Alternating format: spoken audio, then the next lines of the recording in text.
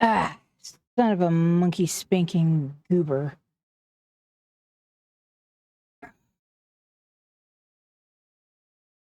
Also, my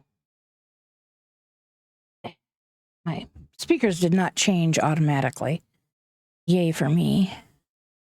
Let's just make sure that the audio, that is working. And I have the Bluetooth hidden. They Victus! Trigger fire's working fine. Yes, I know, I've had all day to test this because I was off today. But I didn't. Because reasons. And she gave me trouble bringing her in. Which is why I'm ever so late. Let's see if I can get myself seated correctly in my chair. Oh. Yahoo! So I was gonna... The reason that the title may possibly be different, we are playing Final Fantasy. I have corrected it on my end. If you are seeing something else, please refresh your Twitch, whether it's a website or an app. It should say that we're playing Final Fantasy. So I was off of work today. Yay for being off of work.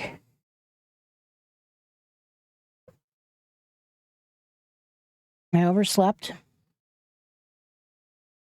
I was supposed to be playing Lethal with my nephew and his friends. But they didn't ever get their shtick together. So we never got around to playing.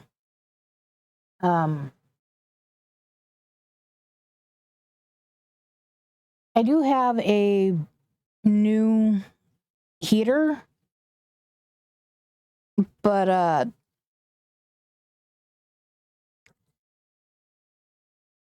it didn't come with all of the screws, so I can't attach all of the feet,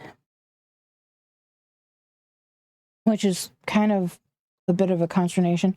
And I can't seem to recall where I put my container of screws at the moment. So either it was a real cheap container of screws. So either I'm going to have to order some new ones, and it couldn't be more than about $15 to do that,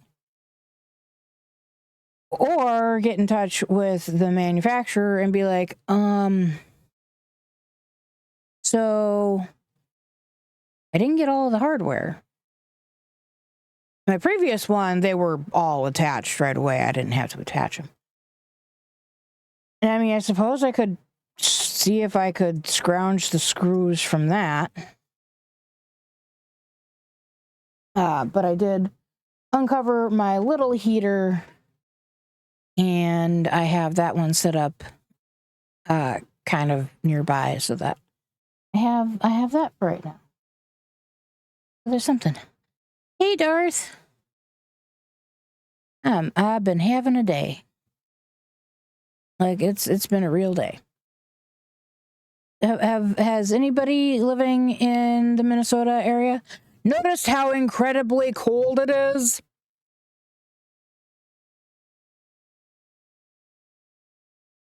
I have to take the goddamn garbage out tomorrow. And all of the recycling. And I just don't want to do it because it's too goddamn cold.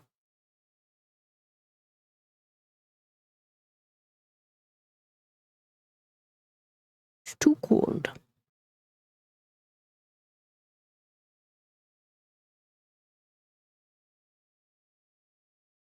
By at least a little, do you mean that it will be at least above 0 degrees centigrade? Or no, not 0 degrees centigrade. That's not what I was trying to say. That would be 32 degrees Fahrenheit. Is it going to be at least 0 degrees Fahrenheit? Because it's fucking, like, it's... Let's do the calculation here. Everything I have is set to centigrade. So right now it is negative 25 degrees centigrade out there. That's negative 13 Fahrenheit. 6 Fahrenheit is on the forecast.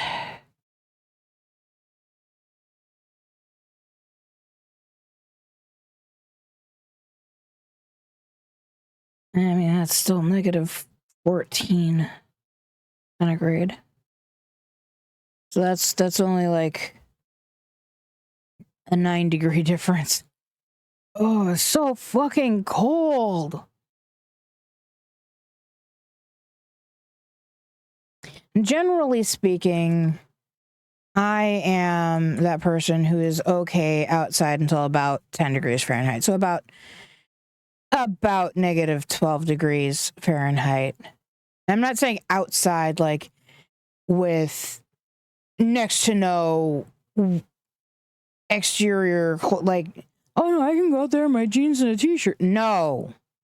I'm talking jeans, socks, wool socks, thick boots, possibly thermal underwear, a shirt, a sweater, and a fucking coat. And I don't mean, oh, let me just put on my fall coat. No.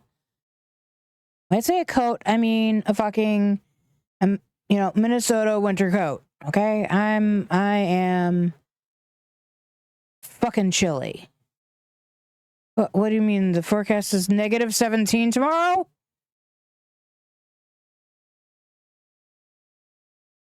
Oh no, it's negative 10.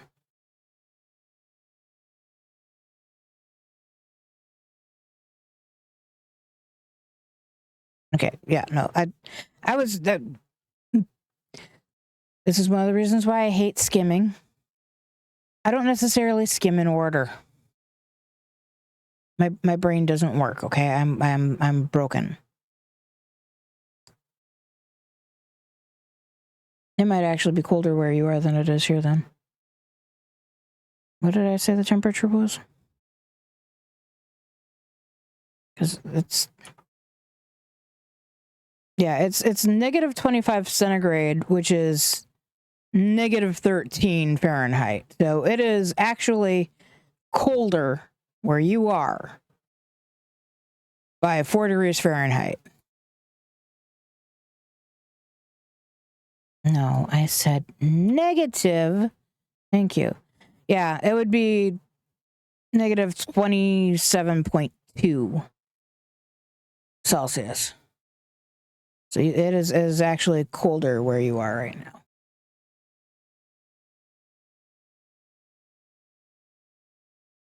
Which could just be because there's less of the heating effect of being in a mega metro area. So even though it's been very cold, it's actually been warmer because of all the heat being absorbed by all the tar.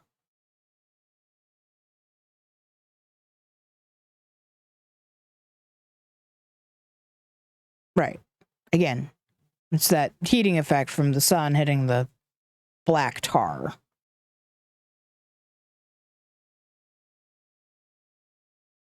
I mean, to be fair, one of the breeds of dogs that I oddly have an interest in is actually the Mexican hairless. Their like their proper name starts with an X, and I don't think that I could actually pronounce it properly. But they are a very interesting dog breed. However, I think that, as many Southerners seem to think, that owning a northern breed dog in the South is unfair to them.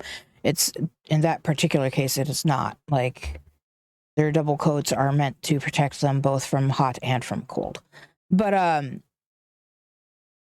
a Mexican hairless, on the other hand, actually it would be borderline animal cruelty to have it in a state like Minnesota. That is definitely borderline animal cruelty. That does the do I bother to do that and think that it's going to be okay? Oh no, it'll be fine. It doesn't matter that it's, you know, possibly wrapped around some other cords and whatever. It'll be fine. Just leave it on your microphone arm and don't worry about it. Now it's not going to get pulled on by this. My phone is currently plugged in. I've got my water, I've got some soda, I've got an energy drink. I'm all set here.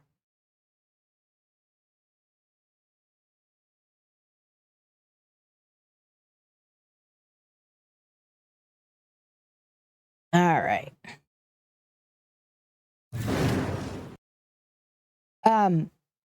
Not that she is right now, but Coda does have access to the upstairs the next few nights. So if I call her and it takes too long for her to come in for TREATs, please trust she will be given said TREATs afterwards. Because I kind of have that incorporated into her daily calorie allotment. So, all right. I have not been very good about playing games in my off time, which is very sad.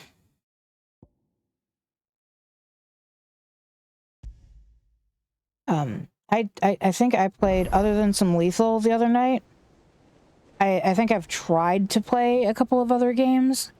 I once again tried to start the Ezio collection.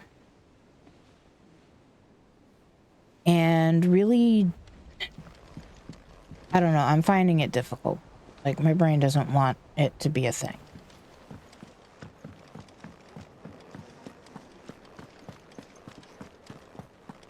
Like, running around on the rooftops and thinking I'm pushing forward and ending up veering every time veering off to one direction or another and ending up running off of a roof and then hitting the ground, losing all but like a tiny portion of my health is really starting to piss me the fuck off. So now I have all of these Assassin's Creed games. I cannot return them.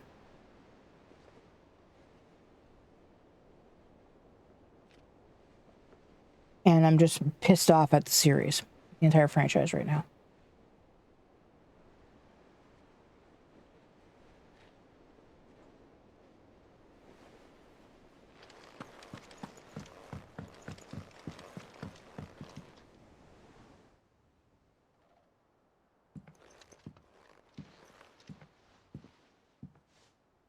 Come to wish on a star. That might not be such a bad idea. This is it, Jill. You know what I have to do. Why I have to do it. There's no turning back now. This is where our journey was leading us. Where it will end, for better or worse. I could pray to Metia for you. But you'll be all right, won't you, Clive? You always are. I did promise we'd watch the moon together. I'll be waiting.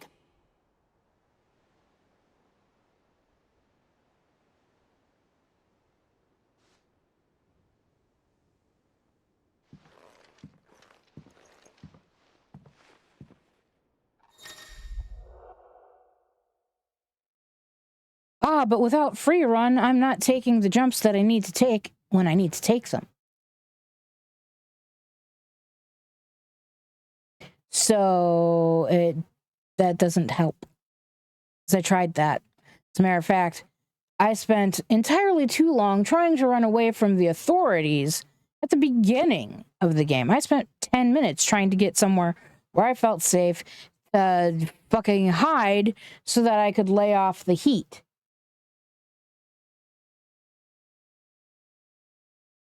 Like, I'm not even, like, all of the game mechanics have not been fully addressed yet.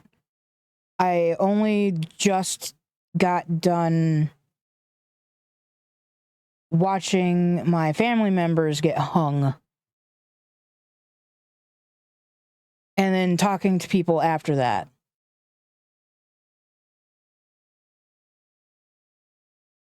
Yeah, no, I'm just It's almost time. very frustrated. Better make sure I haven't forgotten anything. But yeah, I probably played a couple of hours last night.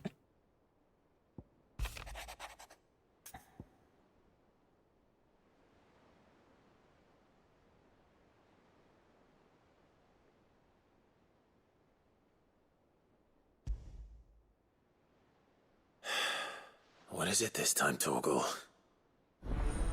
Do not use that tone of voice, Clive. Torgal's a good boy.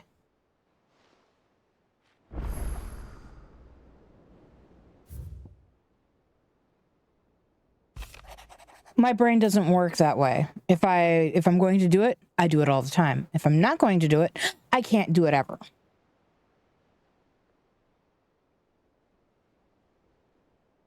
That's just the way my brain works.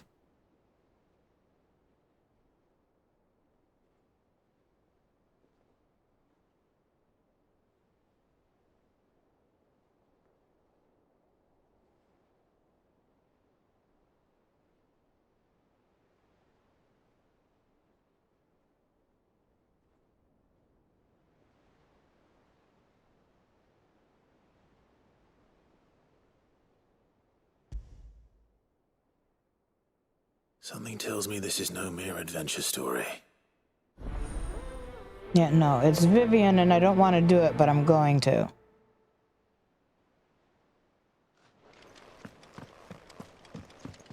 Nothing is, there's, oh my god, there's so many side quests.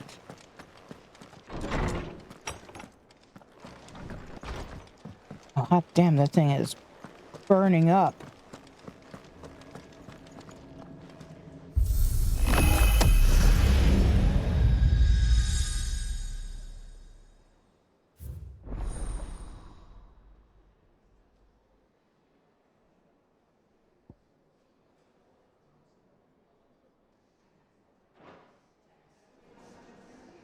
As far as I'm concerned, that's all you should need.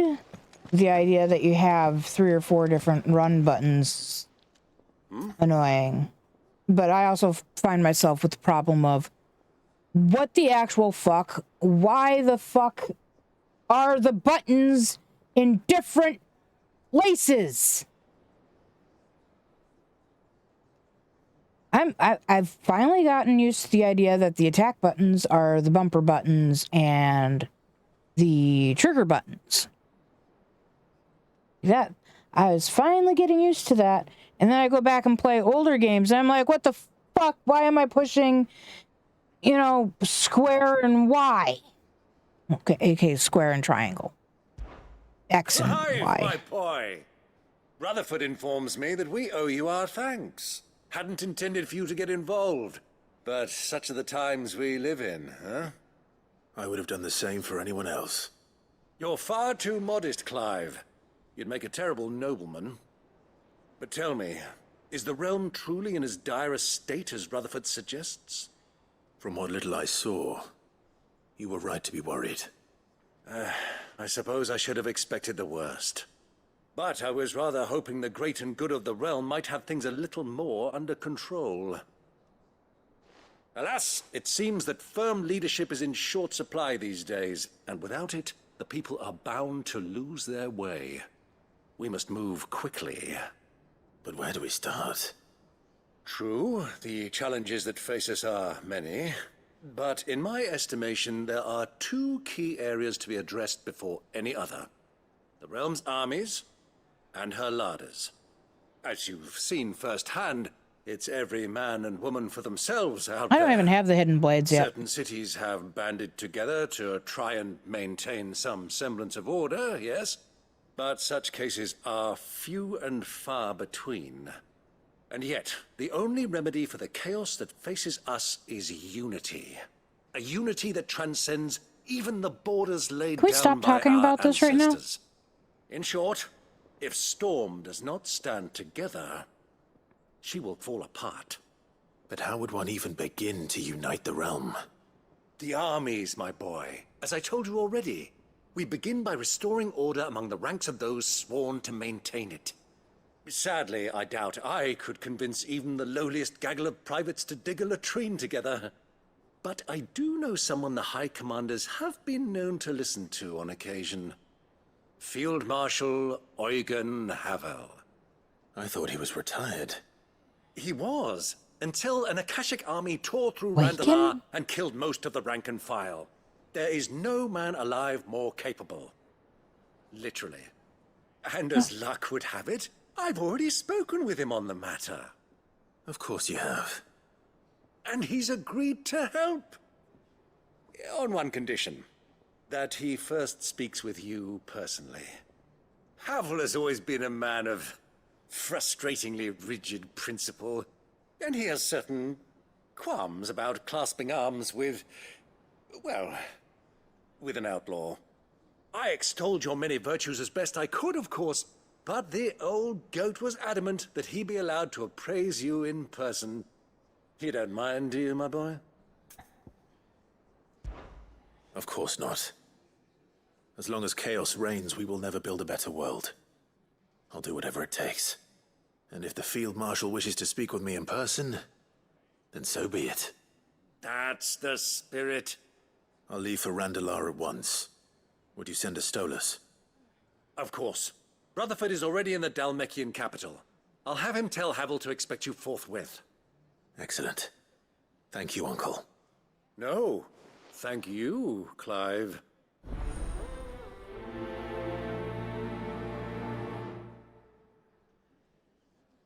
So the primary reason is less that I'm getting irritated, because it's ever so slightly irritating me, because it borders on telling me that I'm not playing a game right, and I'm sorry if I can't play a game the way that I see fit.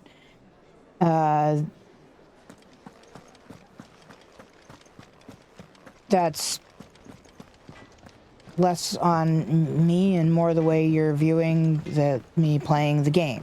Say what But you also, will. Lady Karen is and more importantly, because I'm playing Final Fantasy XVI, I don't want to be talking about another game series like we did last time when we ended up talking Marvel. Like, if we want to talk about a game, let's try to talk about the current game and maybe the upcoming series of games that we're going to play. Those are that's going to be, I guess, my general rule. If we're talking games, we're talking about the game I am playing or the one that I have planned for next. As a general rule.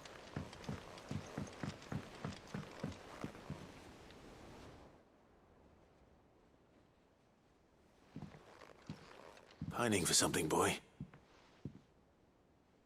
It's not big enough for me to be able to tell what kind of a smile that is. What do you see out there?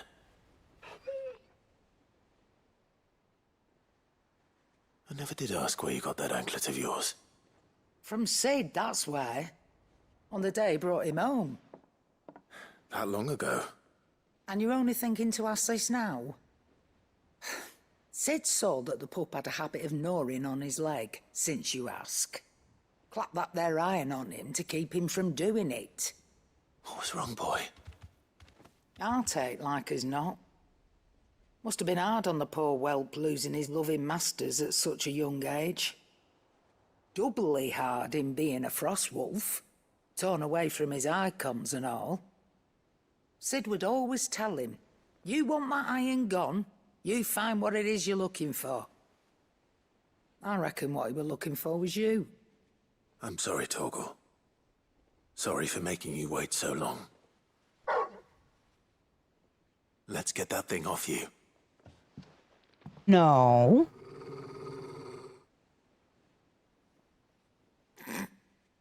Doesn't sound like he wants it off. Indeed. You miss Sid as much as the rest of us, don't you?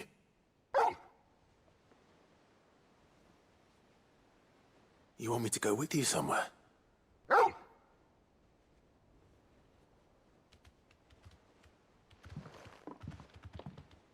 quick, aren't you? Glad you've been paying attention. Not nearly as much as you have, Lady Karen. Aye, good thing and all. It's not like Gav would have kept him in nuts and rubbed his belly these past 10 summers. Your kindness is appreciated. You've been a good friend to him. Only because he doesn't talk back like the rest of you. Go on now.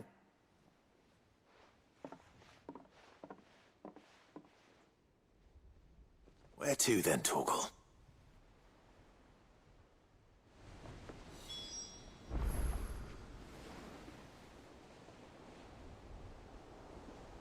Okay, so I had to use OBS to zoom in. I see what that was supposed to be. We have to go and get these other side quests. I think the DLC is open. What do you think happened to Miss Mididol?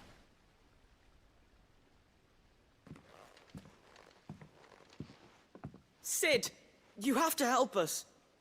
With what? You didn't take apart another of Mid's contraptions, did you? No. Well, yes. But that's not what we want to talk to you about. It's Miss Mididol. She's been acting strange. Very strange. She's barely ever around. And when she is, she acts like we aren't even there. Her head's in a crowd. In the clouds. That's what I said. In the clouds. Well, she does have a lot on her mind. When did you last see her? Not long ago. Right after she got back from saving you from Stonear.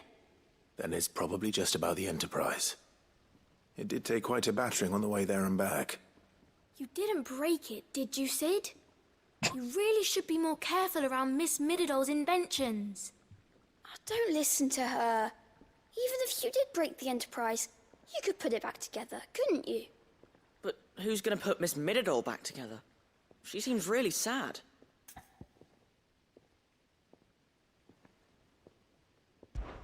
Why don't I go and see if I can cheer her up? You do that? For us? She's in her dungeon. Don't scare him. It's not a real dungeon. Thanks for the warning.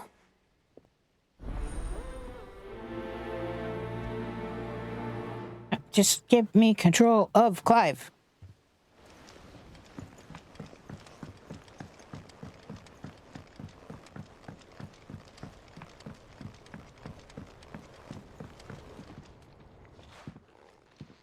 Mid, if you have a... That's it! I knew it! The answer was right here under my arse all along! If this doesn't steer to the skies, nothing will. To the skies? You aren't trying to give the Enterprise wings, are you? What else would I be doing? The children seem to think you're avoiding them. They're worried about you. Is this really so important that you need to shut yourself away from everyone? The Enterprise is already the fastest ship in the realm, and that's with the sea beneath her. But what if she weren't bound to the waves? What if she weren't bound to anything at all? It's not fair. The gods get the skies all to themselves, so I'm gonna do something about it. The Fallen had their chance, but they relied too much on magic. And see where that got them? But not me. I've discovered how to do it without. Well, almost. First I need to make a prototype. And is that a one-woman job? Are you volunteering? I'll have you know the Enterprise is my baby. But if her godfather's offering to lend a hand, I'd be happy to take it. First, I'll need oil, and not just some old drippings from Miss Molly's spits in the Tub and Crown. Refined stuff, like they make in Ordil. Then I'll need some bone, or shell. Light, strong, preferably no longer attached to the beast it belongs to. If it's beast bones you're after, I'm sure the curse breakers will know where you might find some. No, they'll know where you might find some. You're the one who offered to help, remember? I should speak with one of the curse breakers before I set off for Old Hill. See if I can't find this bone while I'm there as well. Has Mididol mentioned a new project yet? Not exactly. She seems preoccupied, but then again... I will not let them be forgotten. Sid, may I have a moment? Of course. It is an honor to finally speak with you. My name is Herman. I've been with the Cursebreakers for some time now, and I wish to be deployed to Ash. Any assignment will do. No. The lands across the Narrow are too dangerous. I will not send good men and women to risk their lives needlessly. Why would you want to go back? I need to retrieve something. Something important. I was raised in an orphanage. The Badbach Conservatory. Or rather, I was held captive there. It was not a place of nurture. It existed solely to turn bearer children into mindless weapons. We were tortured until we feared no pain. Tormented until our hearts turned to stone. And few ever survived long enough to become tools of the last king. I can't imagine. I lost so many. I can't even remember all their names. But they must be remembered. They cannot fade away, faceless and forgotten. The Institute was run with military precision. Every child measured, every name recorded, every death logged with meticulous care. Sid, allow me to travel to Ash and recover the registry so that my brothers and sisters might live on. You are a good friend, Herman. But the fact remains that Ash is simply too dangerous. Sid, please. Even should it cost me my life. Too dangerous for you, Herman. But not for me. I'll go to Badbach and find the registry. You will? I won't let you risk your life. I don't know how to thank you. You can start by telling me where I'll find this orphanage. Vida Grace. Hidden in a forest, overlooking the plains. All right. I'll see what I can find there. May the mothers guide you. I was actually kind of hoping that that was a side quest. I couldn't remember off the top of my head. Because that's one of the areas that you, without doing side quests, probably would never go to.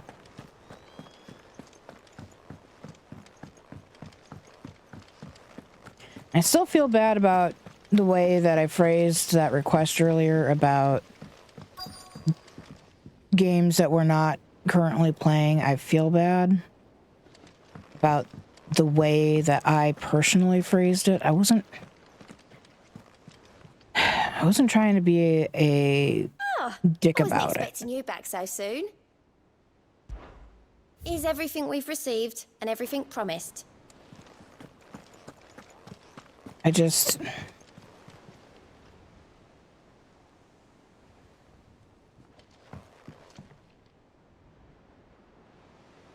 The game's giving me a hard time. I read your note, and I'd be happy to help you find the book you're looking for. Thank you, Clive. But tracking it down will not be easy. Are you sure? Please. You have always granted me your wisdom and insight whenever I asked. It's And only when I right didn't that want return it. the favor. Or at least attempt to. You are too kind. Alas, what I ask of you is rather more trying than delivering the odd lecture. I spoke with Harpocrates to see if he had any inkling as to where another copy might be found, but... But perhaps it is best that you hear the details from him. Oh my fucking goddess. Forgive me, Clive, for asking this of you. But this book, it set me on the path to becoming who I am today. Its importance cannot be overstated.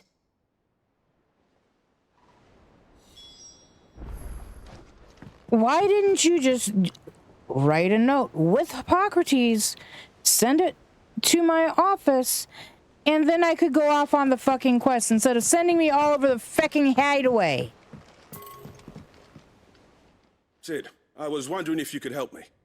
It depends what with. A bearer, but recently freed from his bonds, is keen to join the Cursebreakers. As you know, the work we do is not easy. which is why we test every volunteer's suitability. I was hoping you could oversee this one's evaluation. I don't mind, but why this one? Because he wants to be a scout. Our ranks are filled with men and women capable of breaking chains and putting slavers to the sword. But scouting, we're few with the nose for that, which is why we still rely so heavily on Gav. And since he accompanies you on so many of your missions, I thought you might be better placed to recognize the traits in him that we should look for in those who'd fill his boots. Sounds reasonable. So you're happy to oversee the boys' test, then? One can never have too many scouts. Truer words, Sid. It's kind of a I'll let fun the little initiate side know that mission you'll be too. attending his trial, and that he is to proceed directly to Northreach in readiness. No time like the present, eh? No time like the present. I'll await you there.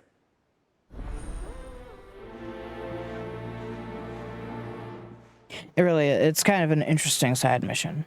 It's not really a lot to it, but it is interesting. I suppose they could have chosen somewhere closer. Sid, do you have a moment? By all means. It's my old master. Seems there's no escaping her. She found some way to send me a letter. And something else. Records from a Waluda prison. Seems they were keeping a lot of bearers there. How did she come by such a thing? Finding bearers always was her strong point. And it seems the cells of Balmung Dark are full of them. Foreign captives, the masterless. Bearers no one would miss. And even better for her, bearers with no one to look after them. When ether started lapping at the walls, the jailers fled. Leaving the bearers to be liberated by whoever happened to come along next. Sid, I'd like to believe that I've earned your trust by now. And while I'm well aware that you've forbidden Cursebreakers from traveling to Waloed, I can't let those bearers die in their cells. I'd rather risk shipwreck on the Shadow Coast than leave them to starve. That would be where I was trying to find a hunt. If we're going to navigate the Narrow. Does that mean... I'm making an exception, but we travel together. And we stay no longer than we have to. Ash is an inhospitable place at the best of times. We save as many as we can, and we leave. Thank you, Sid. There was a name in the prison register. A name from my past. Chadwick. Another of my former master's protégés. A gifted soldier, and the closest thing I had to family. The thought of him held captive in that place. He must be very important to you. He was. Is. Then we find him. The entrance to the prison lies in the shadow of Ravenwit Walls, just beyond the portcullis. We should head there as quickly as we can. I only pray there are still bearers alive to save. As do I, Doris. After that side mission, there is a hunt inside of the Coliseum Park.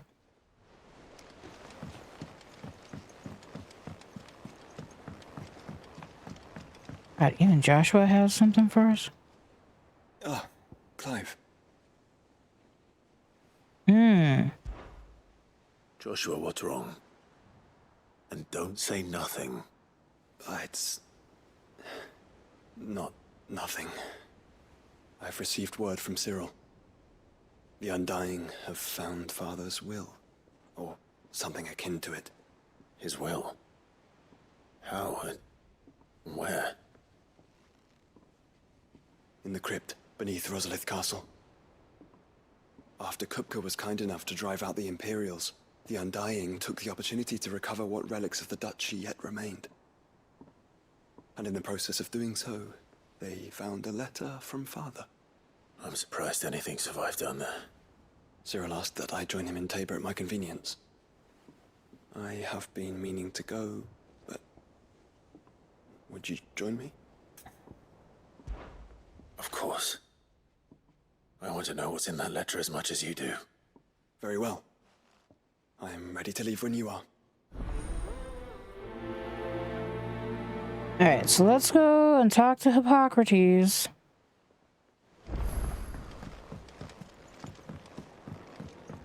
And Virgil. Not at the same time, mind.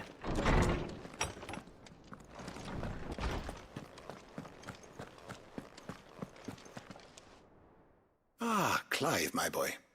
What a pleasure it is to see you. Hippocrates. There's something I need to ask you. I've been charged with locating a book called From a Distance. Then you seek a rare gem indeed. One whose name I had not thought to hear from your lips. You've been talking to Vivian. Right as always. But she didn't seem keen to tell me very much. I take it she didn't like what you had to say. And yet I gather it did naught to dissuade her. Clive, if the young professor has tasked you with obtaining a copy, I fear she asks the impossible. The executors would not allow it. The executors? Coveters of Secrets. A clandestine organization committed to the collection and intenebration of forbidden texts and technologies. One such text being the tome Vivian seeks, chronicling as it does the true history of the enslavement of bearers, a tale which could overturn the established order were it ever to become widely known. Or, so rumor has it. I've never actually read the thing, or even set eyes on it for that matter. How is it that I haven't heard of this organization? Why, secrecy is the executor's watchword. They lurk in the shadows, emerging only to seize that which must be seized, be it books, inventions, or people, before disappearing again, leaving nary a trace. Which would explain why Vivian's copy was snatched from her grasp not long after she found it. By the hand of the executors, yes. But what drives them? Self-interest or ideology? A fine question. Sadly, all that is known of the executors can be recounted in a single breath. You may just as soon ask me of their origins, numbers, or the identities of their leaders. Any answer I give would be pure speculation. Then my hunt was doomed from the first. What was Vivian expecting? That I'd pluck it from thin air? Not from thin air, no. From ash. Rumors of the executors are rife among the scholars of Storm, but rather less so across the strait. I have a friend. Well, I had a friend in the village of Garnik, a collector of rare tomes, upon which subject we would oft correspond. Alas, I have heard naught from him since the skies fell dark. And no doubt he too has turned. But though he did not mention it by name, it is possible that a surviving copy of From a Distance yet rests upon one of his many shelves, quietly awaiting discovery. If you were, by some chance, able to save even a single book from the poor man's library, I know his soul would rest easier. Very well. When I next find myself in Waloed, I'll be sure to pay Garnik a visit. Yep, but first we're gonna do Torgal and Joshua's side quest. Also, I'm going to lift my moratorium on discussion of other games. But know that if I get overheated, I may, as I did at the start, ask us to drop it. I feel horrible because we're generally just having a generalized chat while I play the game. I'm going to need a little bit more than that, boy. Do you have a better hint for me? Unless you've already given me one. Yes, he did. Back on the rear deck, you were looking west, toward Rosaria.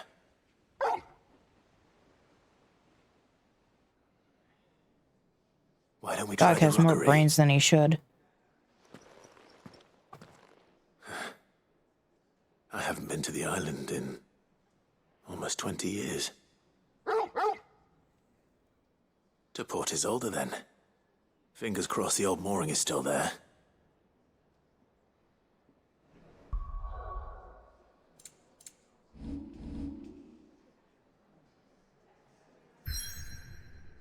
No, we are not going to do that yet. There's still something to fucking collect in the hideaway? The fuck is there going on? What else is going on in the hideaway?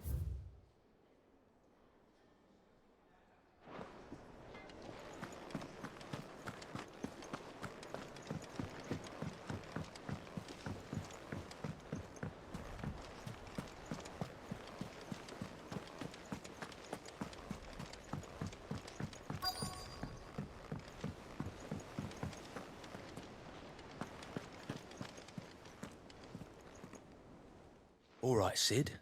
Come to buy us around, have you? Only if you earn it. Mid needs a piece of light but durable bone for her next project. You've encountered your share of beasts on your travels across the realm. Any ideas? Most bones are the same. Whack 'em hard enough and they'll break. If it's durability you're looking for, shell will serve you better. You know what an adamantus is? I do. And I know to give them a wide berth. Will any old adamantus do? Well, with shells, the older the harder. There's a rumour of an ancient adamantus down in Karava, near Old Bidza, or what's left of the village anyway. But don't expect to make quick work of the bastard. There's a reason it's lived as long as it has. I'll keep that in mind. Thank you. Twinside's hundreds of leagues away. Okay.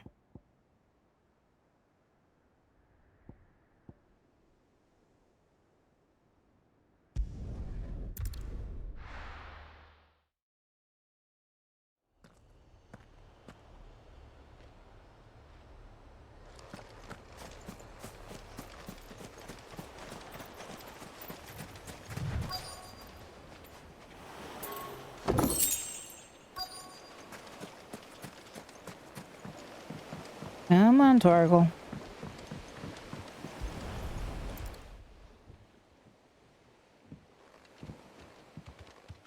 It's still here. After all these years. Lots more Don't than be I a remember. fool. And you're a lot bigger. You might have to swim, boy. I wasn't being serious. You two go on without me.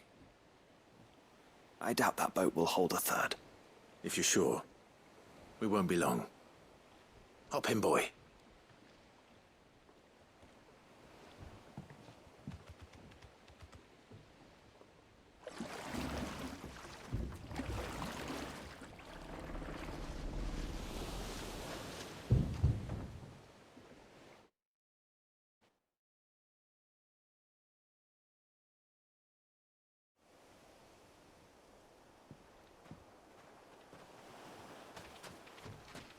This place hasn't changed at all. The rookery's right through those trees. Come on. Race you there? I bet I could still beat you. I think not.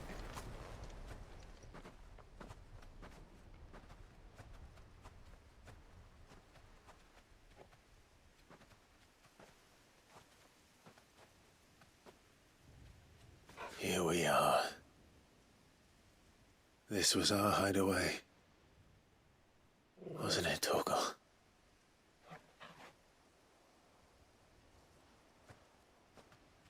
Torgal moves like a human in a quad suit.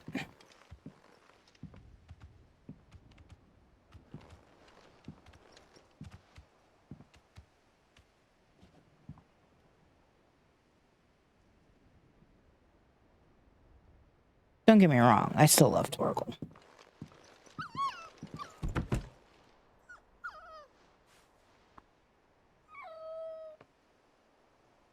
Coming here helped me to forget who I was. Or wasn't. Prince, shield. Son his mother could love. Had I been any one of those things? Perhaps.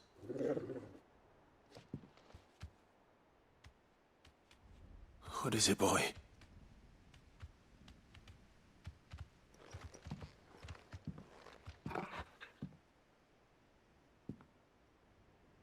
This is all from the castle.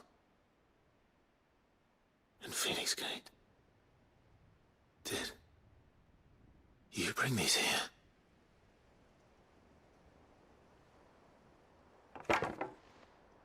My sparring sword.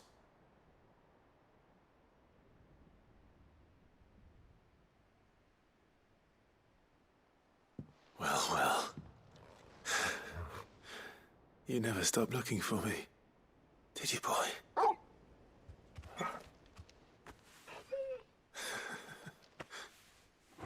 Thank you, Torgal. For never giving up. For never forgetting.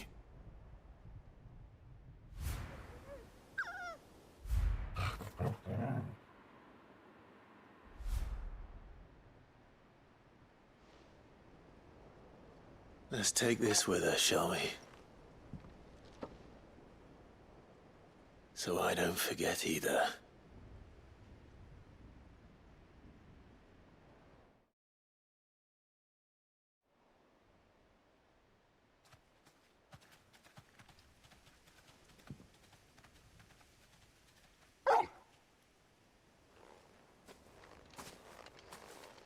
That's not the way back to the boat, Torgal. Torgal knows that. All right. I'm coming. Also, no, we're not. We gotta go back up into the hideaway for sure.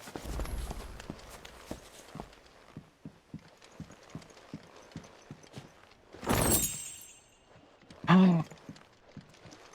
Thought I remembered there was something else in here. That was kind of pointless. I think I know where we're going.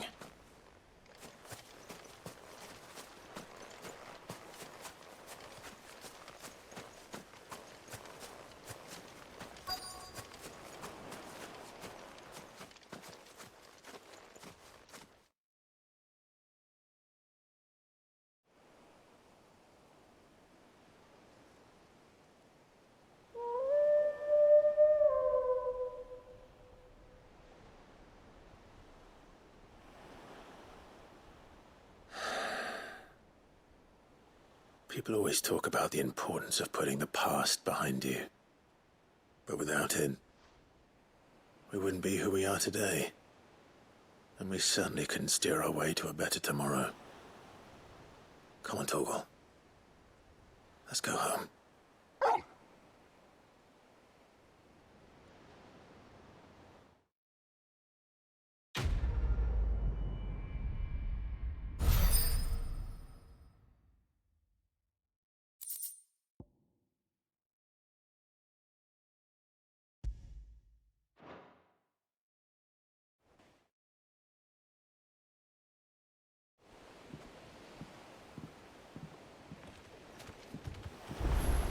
There's zero reason. Wait.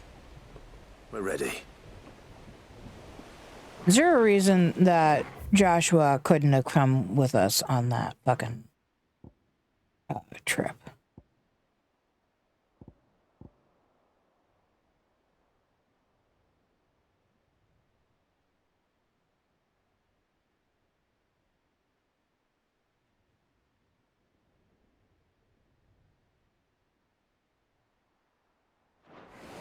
I suppose we might as well run up to do this quick. Also, if we're gonna run up there, we might as well do it on Chocoback. Let's go.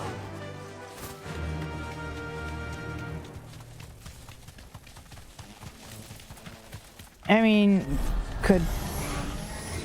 Whoa.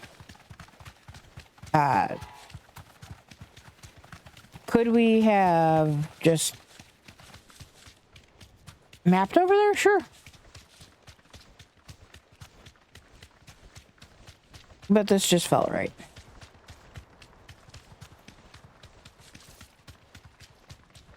Wait. All right. Death Blooms just being out and about like that seems odd.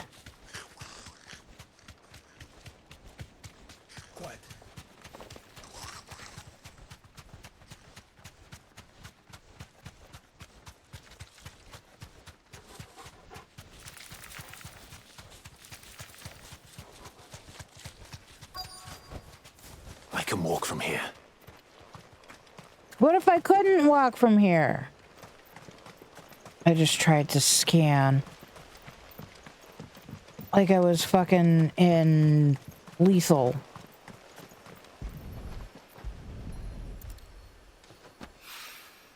It's well. After what happened here, it's a miracle that I left it all.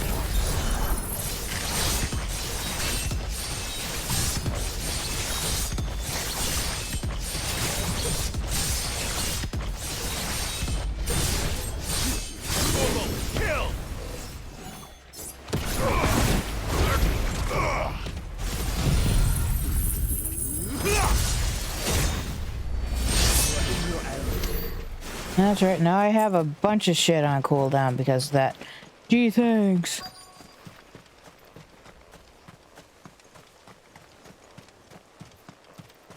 Where is the other oil?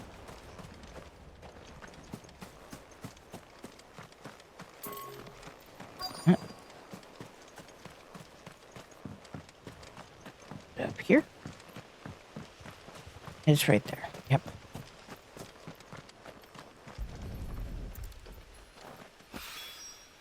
This should be enough. Okay.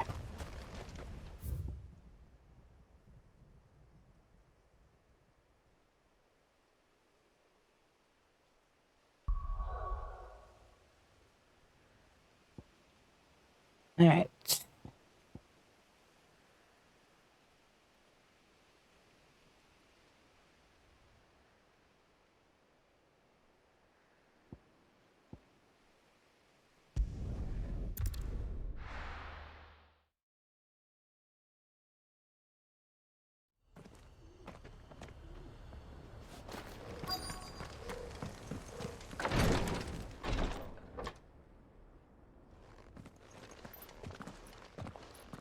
Your Grace, my lord, I trust your journey was not overly onerous. Cyril, you found a letter from Father? Yes, I have it here.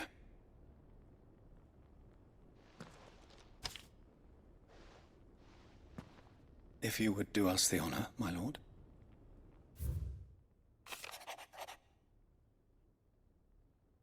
Let's see if I can manage to read this out loud.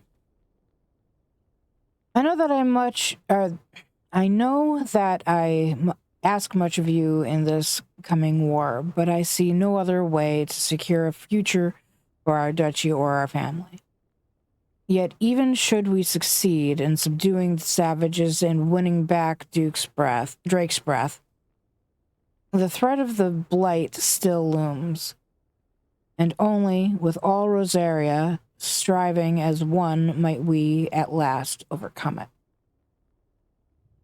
I have made plans to see us through, but such are the obstacles that stand in our way it shall likely fall to you to continue my work. I know that you have the strength and courage and will to do so. This shall be an arduous inheritance. And so I offer you another that you might be reminded of the love and faith that I hold in you both, or hold for both of you. Your father, and a signature that does not look anything like the Archduke's name, whose name suddenly is Elwyn. It does not look anything like the name Elwyn. It doesn't look anything like father. I'm bothered by that. Can you tell? It would seem the late Archduke penned this missive shortly before his passing. The day before we left for Phoenix Gate. What are these plans he spoke of? His plans for the duchy, Your Grace. Your father entrusted them to my predecessor, the former bearer of the Burning Quill, who entrusted them in turn to me. The complete emancipation of bearers is their stated aim. But your father's dream did not end there. His Grace also spoke of building hospices to care for those stricken by the curse, and the founding of a new university to further the development of non-magical technologies. With the blight spreading ever more widely across the twins, Archduke Elwyn saw this as the only means of securing Rosaria's survival. He wished to see men and bearers treated as equals. To see centuries of common wisdom overturned. Small wonder he did not think it achievable within his lifetime. But he thought it achievable nonetheless. Had he not, he would never have written this message. Nor would he have entrusted his vision to his most faithful aides. Those who would have stood with you, shielded you from the machinations of the less benevolent personages at court. It's a pity only they are still with us. 'Tis true that those most loyal to your father were the first to suffer the Duchess's wrath. But one at least remains, and she has come bearing gifts. What do you mean? Mayhap it is better that she explain, my lord. After all, the duties entrusted to me by my predecessor extended only to recovering His Grace's will, and arranging a meeting with the one who might execute it, or a part of it, at least. And where is this woman? She awaits you in the archive, Your Grace. Thank you, Cyril. Shall we then? No. Yes.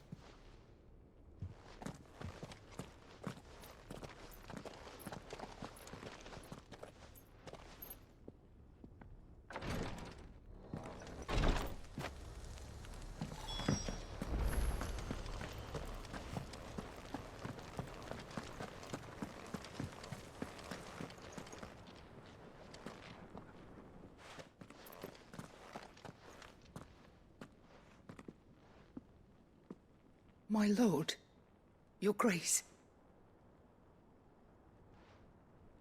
I hardly recognize you.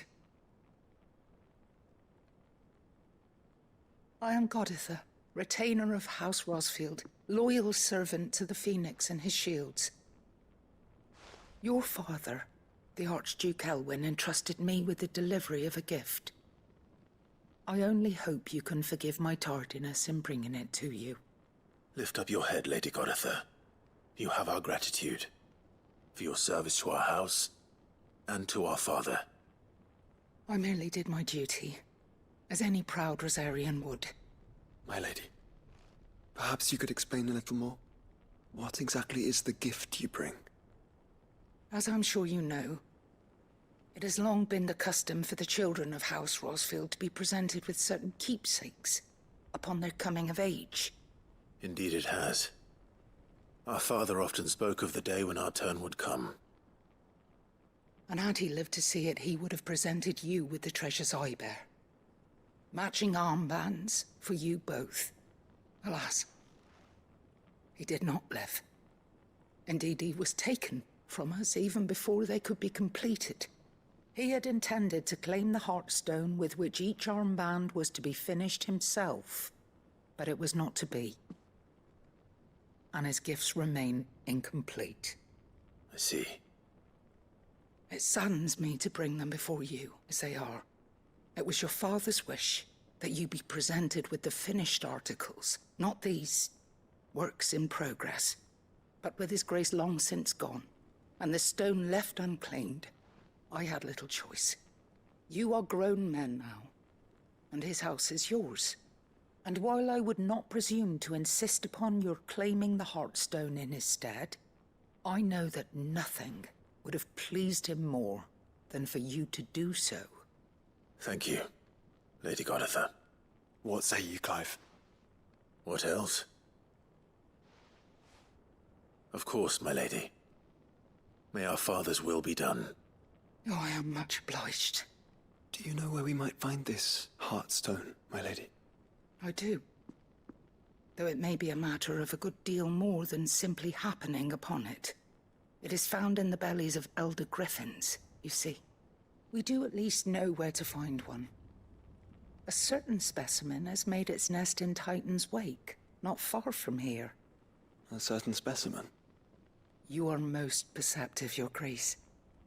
In answer to your unspoken question, yes. In fact, this is the very same beast your father meant to slay. I have been tracking its movements since you were but a boy. Were you to slay it in his stead, as men of House Rosfield, it would surely make your father proud. What say you, Joshua? What else? Well, it's been, I think I calculated once, 18 years since Elwyn's passing. Ivan's wake is to the south of here. But we must not be hasty. The good lady has been disappointed once already. Yeah, well, we're not gonna die.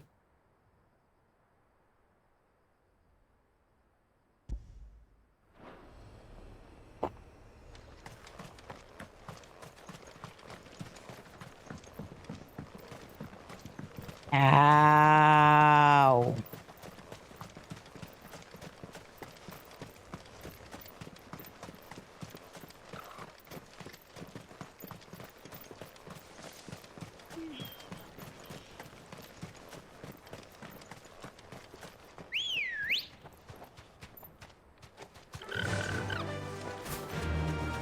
Run! Ah, you fools. Yes, I know, I made fun of Clive telling Ambrosia to fly. Come on. Let's see here.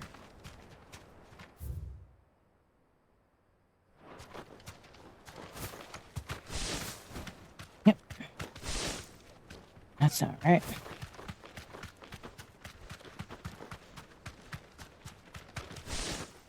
WTF.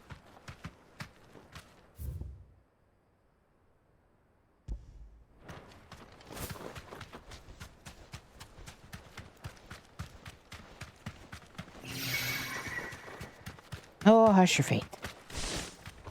Face. Hush your face. Too many crickets. Are you sure English is your first language, Faye? Joshua.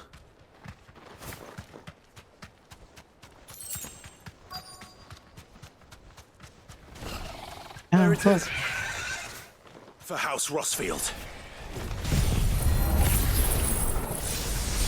Ass hat fast the fuck up. Over here! Oh, too slow.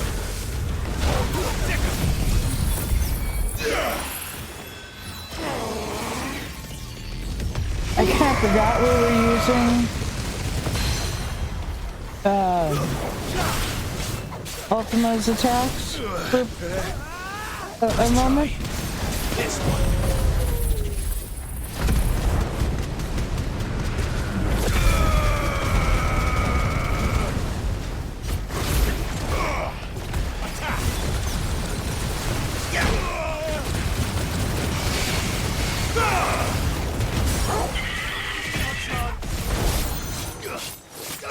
This one.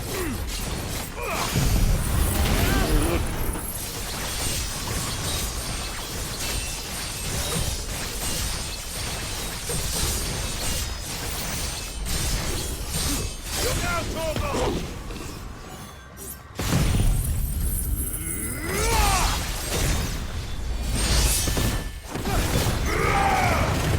Pull yours, Torgal! Kill! Get him!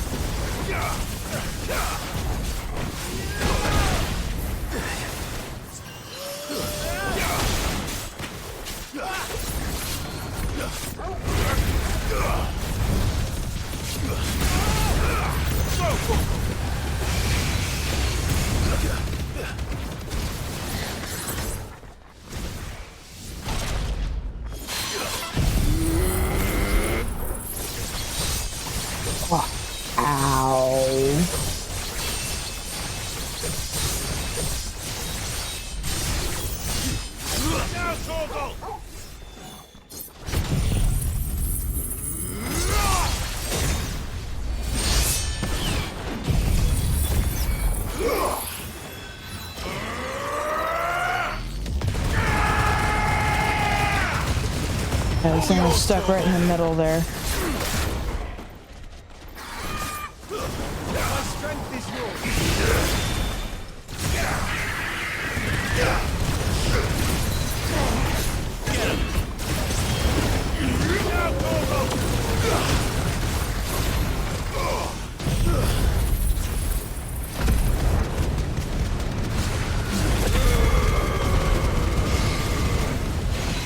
This one.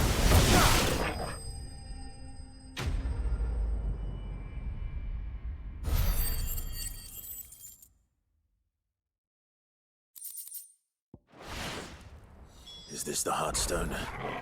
I expect Lady Goditha will know.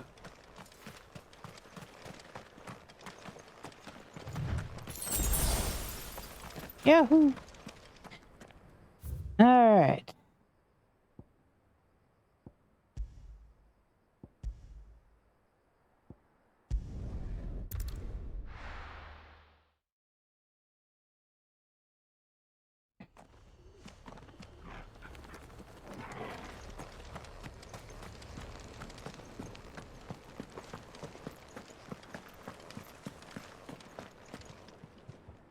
Oh, thank the Founder you were safe.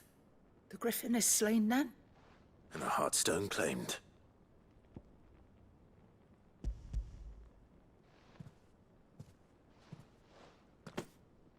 Yes. This radiant luster, like frozen flame, is just as your father described it. Thank you, my lord. Your Grace. Your father would be so proud. Lady Goditha, the lapidary is ready. Thank you, Cyril. I will be with him shortly. If you would excuse me, I shall have the stone cut and set forthwith.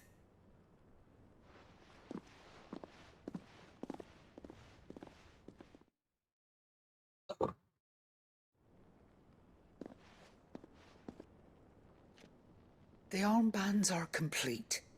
Pray, take them. They are yours, after all. Heartstone is harder and more enduring than garnet, or even ruby. It symbolizes unwavering will and devotion. And the graven vines encircling the stone represent the unbreakable bonds between you. It's a message. Father knew we had enemies both inside and outside the duchy. Enemies who would thwart his vision. Only with unwavering devotion would it ever be realized. And only if we stood together, as Phoenix and Shield, as brothers in arms. Only then might those enemies be overcome. Indeed. His Grace knew the enormity of the task he would entrust to you, his heirs. But this was more than just a message. It was a promise.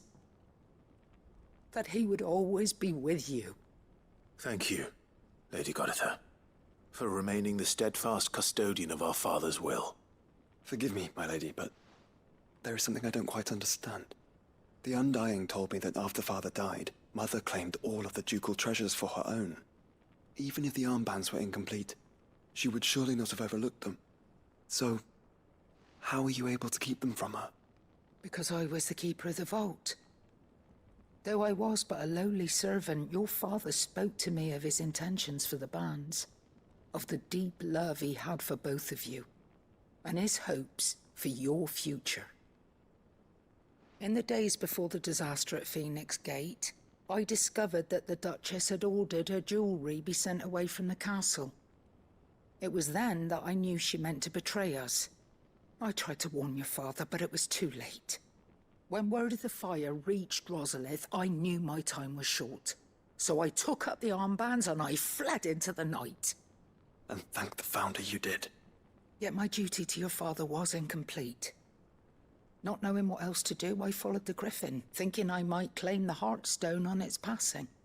And so my pursuit continued, until Lord Cyril appeared before me. He informed me that His Grace's will had been recovered, and that his sons were alive and well. Lady Goditha, on behalf of my father and all the people of Rosaria, I thank you for your loyal service. As do I. Thank you, my lord. Your Grace. for coming back to us, for giving my service meaning. All right. The bands suit you well. It must be gratifying to finally receive the inheritance that was denied you for so long. It is. And we thank you for the part you played, Cyril. If you would permit me to play my part a little longer, might I suggest that you make your way to your father's memorial atop Hawk's Cry Cliff? Let him see that you have received his blessing, and that his vision lives on in you. I suppose it would be churlish not to. What do you say, Clive? Shall we pay Father a visit? I think we should. I was hoping to be able to offer him my thanks before we left for Origin. Your father's helm is enshrined there. It has been since the day we recovered it from Phoenix Gate. I prithee claim it, for it too is a part of your inheritance, and I do not doubt that your father would prefer it in your hands than perched upon some lonely rock. Thank you, Cyril.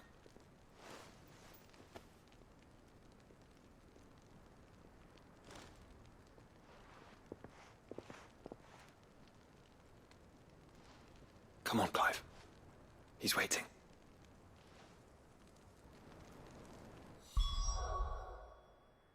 Excuse.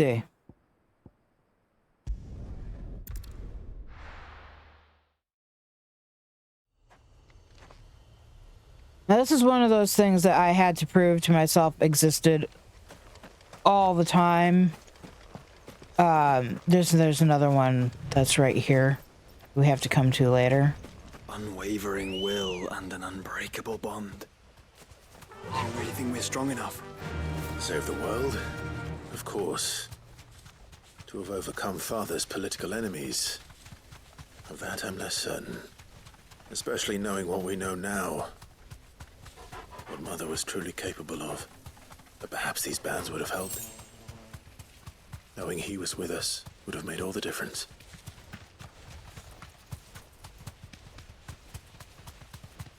Now, the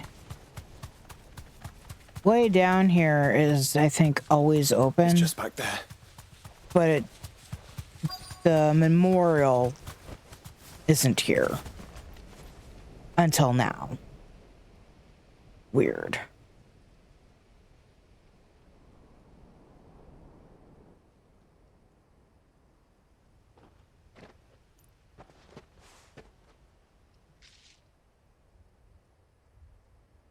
Father always fought for what he believed was right. It wasn't until that night at Phoenix Gate that I realized I had never fought for anything. You were basically a baby! Someone else to do the fighting for me. Joshua, you were a fucking 10-year-old tops! No matter how fate conspired against him, he never lost heart, never looked back, never stopped fighting. To me, he was the greatest of men. And I've been trying to live up to his ideals ever since.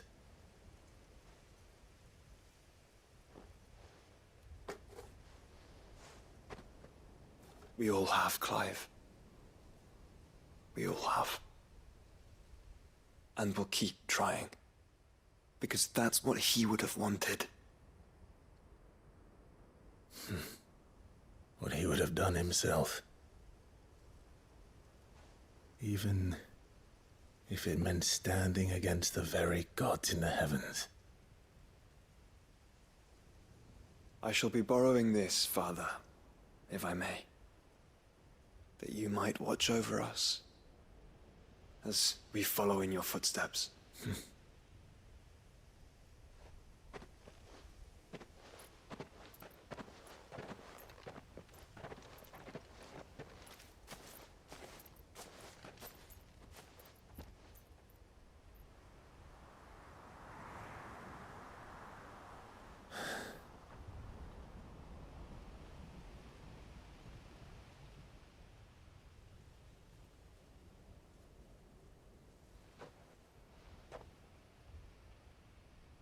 won't lay you down.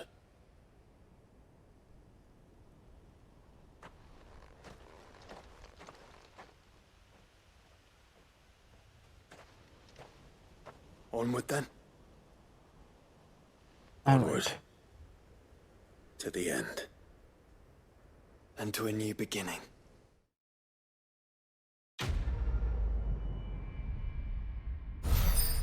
Oh, God, help me. I have been so over-emotional lately. Stupidly over-emotional, crying at the drop of a hat.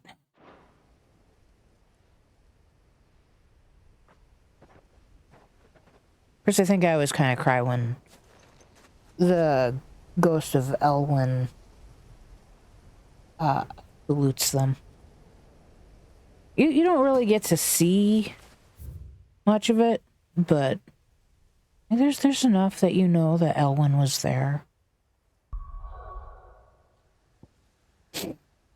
I want to go back to the hideaway for a moment.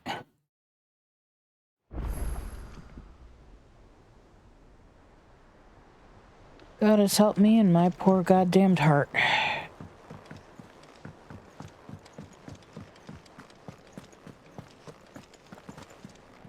Wait, how's my health?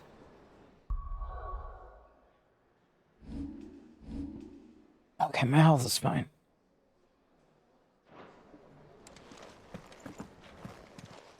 Aaron, if we talk to you, we have a bit about origin. Ta-ra then.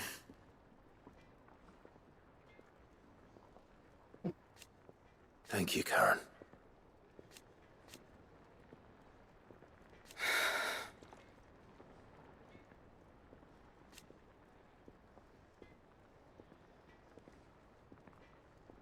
You could do this too. Go on then. I swear I remember her being the one who has to give us the, Trouble with your gear, or... So, what'll it be? That's not what I'm trying to do, that's what I'm trying. Really?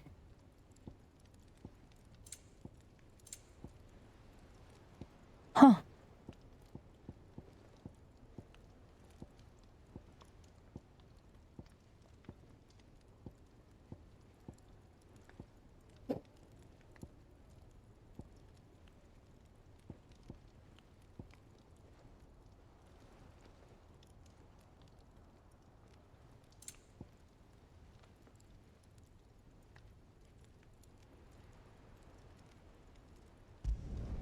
Not my best work, but it'll do.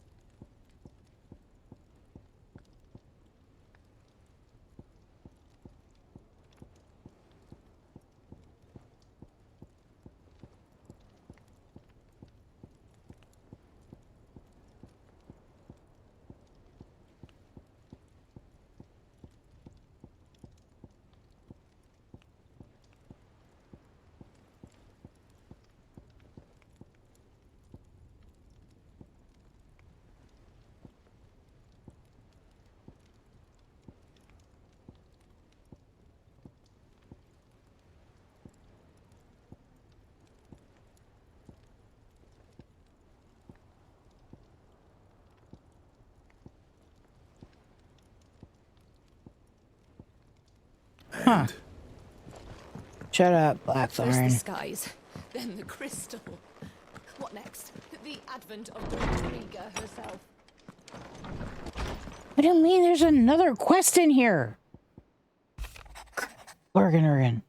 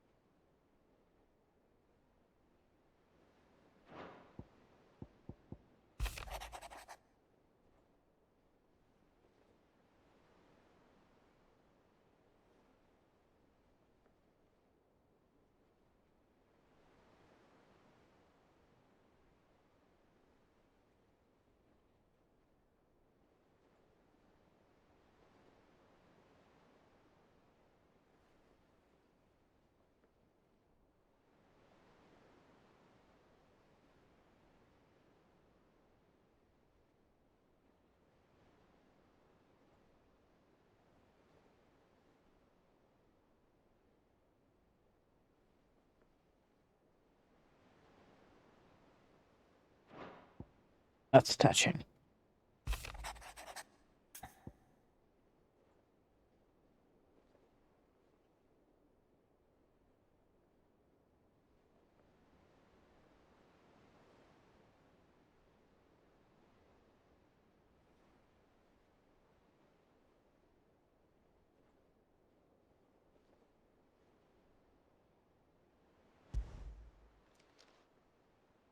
If Joshua's worried about Jill, I should go and speak with him.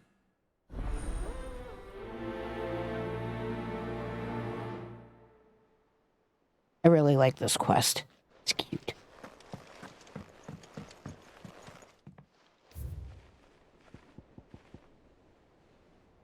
We have Elwyn's helm on our curiosities table, not Joshua's. Joshua doesn't have one.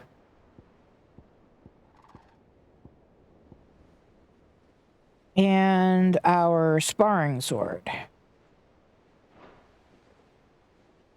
Among all the other things.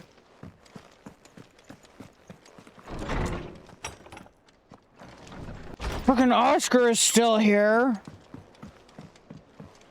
Still saying the same thing, I will add. Still has not changed. One whit. Joshua, I read your message. You're right. Jill is different. I don't think I'd realized how different, but since we returned from Drake's spine, I felt it more and more. I suppose it's not hard to imagine why. She doesn't think she belongs anymore. And that's why we need to remind her she is still one of us. To let her know that we still need her, now more than ever. That you still need her. But how to do that? When last we were truly close, we were but children. Of course. Do you remember the time we accompanied Father on his annual tour of the Duchy? And Jill and I broke from the procession to ride up Man's Hill. To see the snow daisies, I remember. It was the first time Father had allowed us to join him. And when he realized you were missing, he had the entire retinue down to the pot boys combing the countryside. In the rain. A thunderstorm forced us to take refuge in a grove of oaks before we'd even made it halfway there. It was the Lord Commander who finally found us, and needless to say, he was none too pleased. Then it seems you and Jill have unfinished business. What do you say? Man's Hill. It's not that far. Oh, true. Though I suspect it is also much changed. Little in southern Rosaria remains as it was when we were children. You're saying I should go and scout the area for bandits? I'm saying we should first go and see if there are actually still any snow daisies left. What would you do without me, Clive?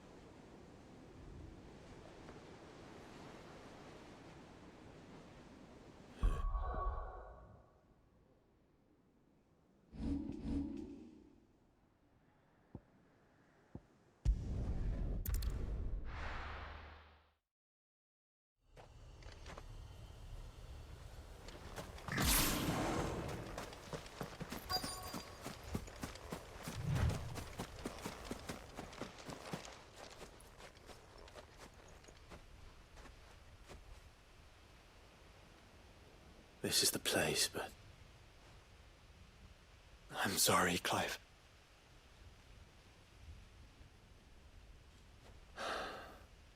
There's nowhere been spared. What do we do now? We keep looking.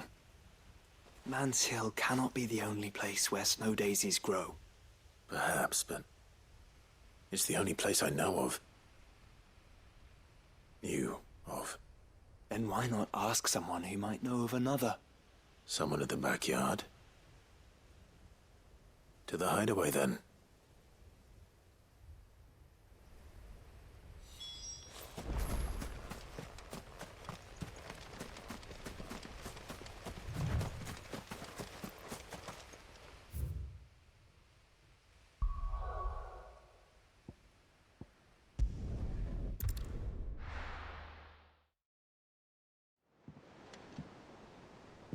Let's hope one of the gardeners knows where to find snow daisies.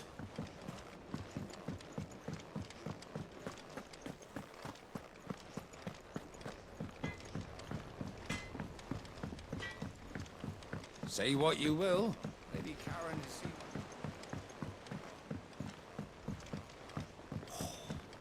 This should tide us over until the new moon.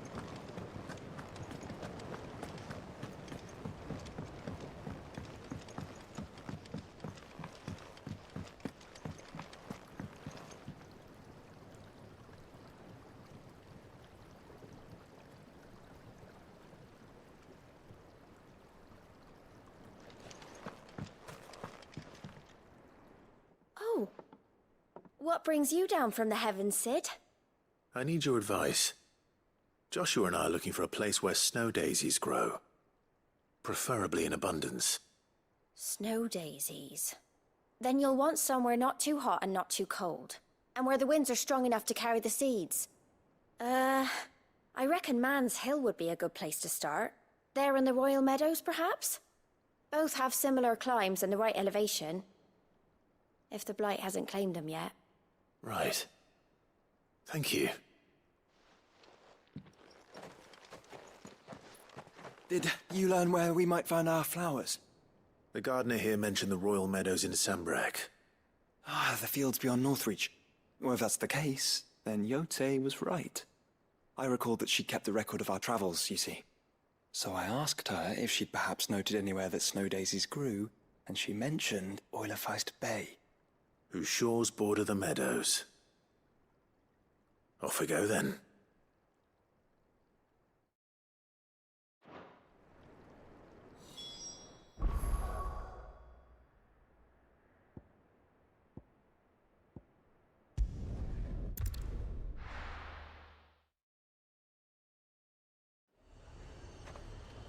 Nazaire might at least have mentioned where in Northreach he'd be testing this recruit. There's sentries from the markets if we don't cooperate. I would speak with this Duke. Saw the captain just now.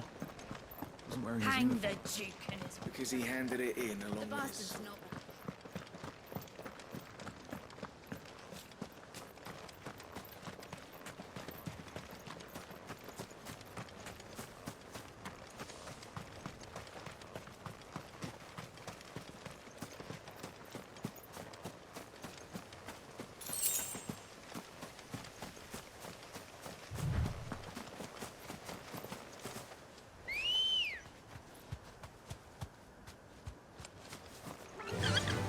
Run like the wind. Someone's brave. The meadows are vast. Where do we even start? Yote mentioned the coastline. We can start there.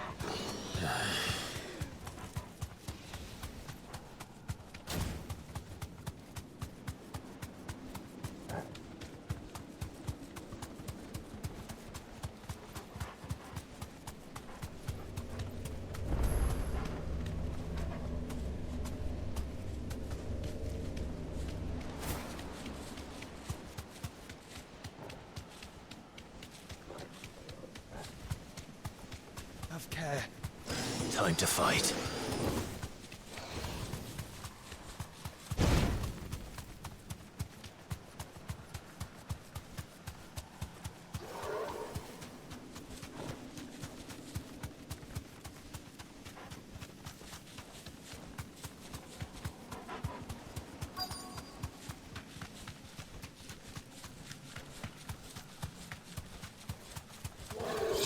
Enough of you, are there?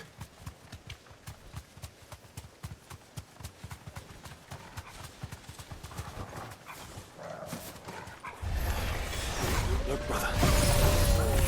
You see them?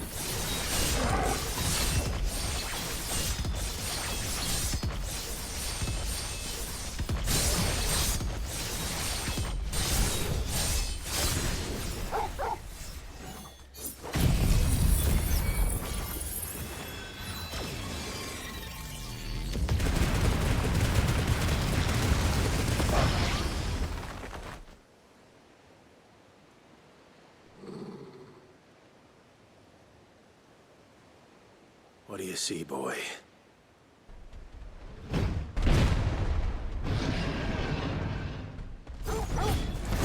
Let's hope this is the last one.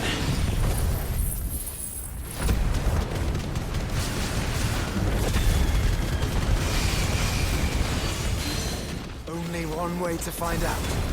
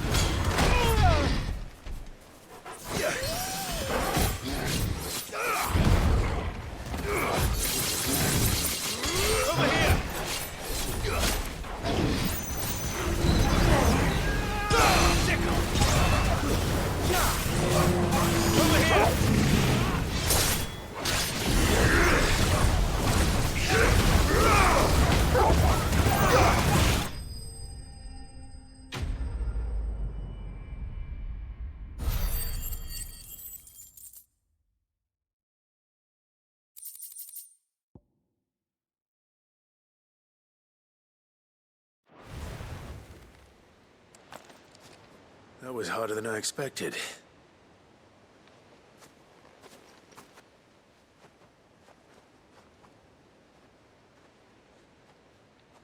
But Founder, it was worth it. They're beautiful. Do you think Jill will like them? She'll love them. Come on. Let's go.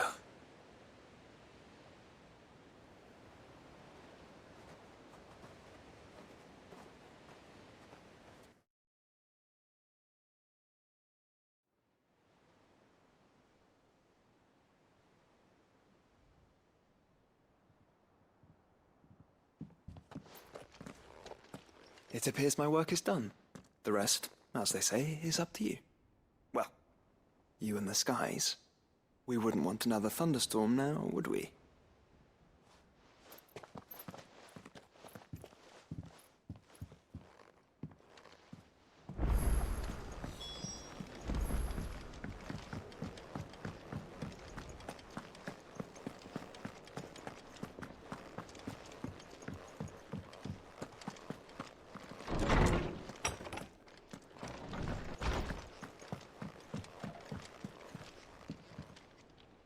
Jill, there's something I'd like to show you.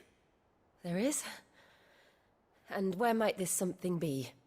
It's, not here. Now, I know this is sudden, but how would you fancy a trip to Oriflamme?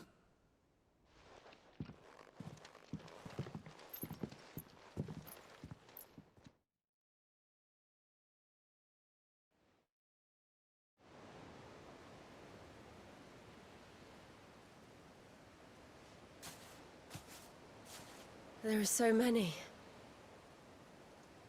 This is what you wanted to show me.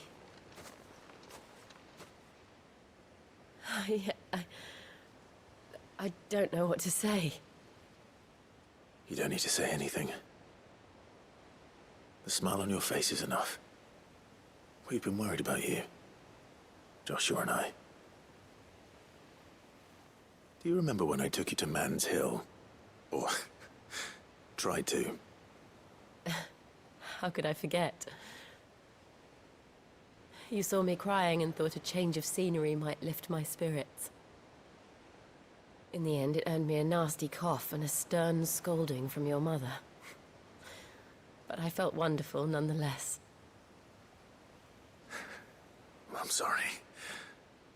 I had no idea what I was getting us both into. But I couldn't bear to see you like that. Before we left, my chambermaid told me she'd overheard your mother talking about my marriage prospects with some of the noblewomen at court. They were debating whether it would be more profitable to marry me off to one of the high houses instead of saving me for the ducal line. No one thought to ask me what I wanted. I was nothing to them. A pawn at best. I felt so trapped, so lonely. I didn't know. But I wasn't alone. You were there. Your hand in mine as we ran for those oaks. And I knew then, no matter what happened, I would be all right. I'll never forget that feeling.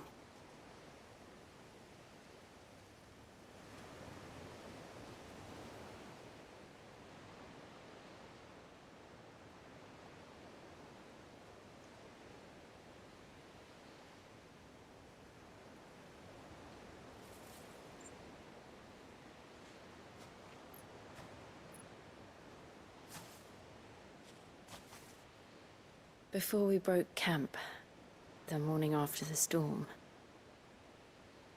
do you know what I did? No? What? I slipped away from my governess to climb the tor. And from there I saw a sea of petals, all reaching for the sun. And I realized that no matter how terrible the night, dawn would always come.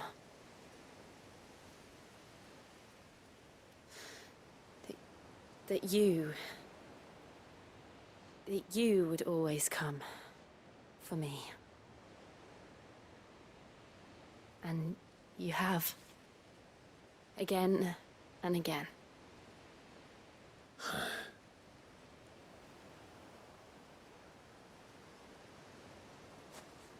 Where do you see us?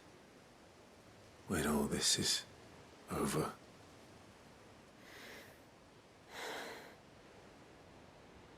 I don't know.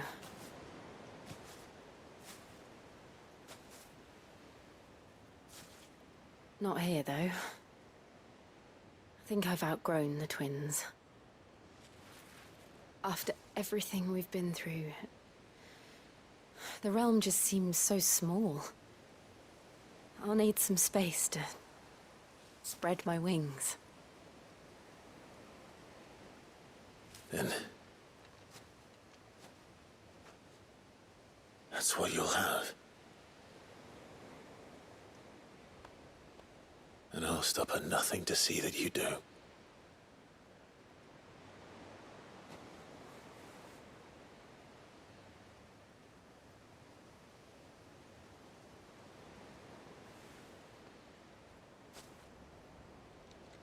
I never was much good at garlands, but it'll have to do.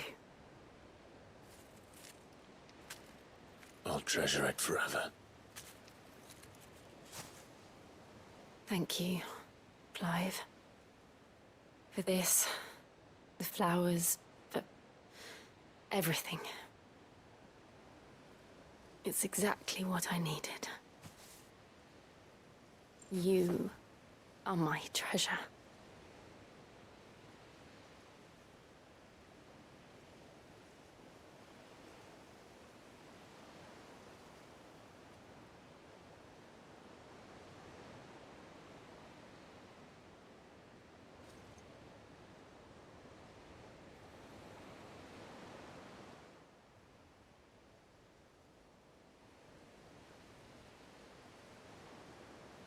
We should probably be getting back.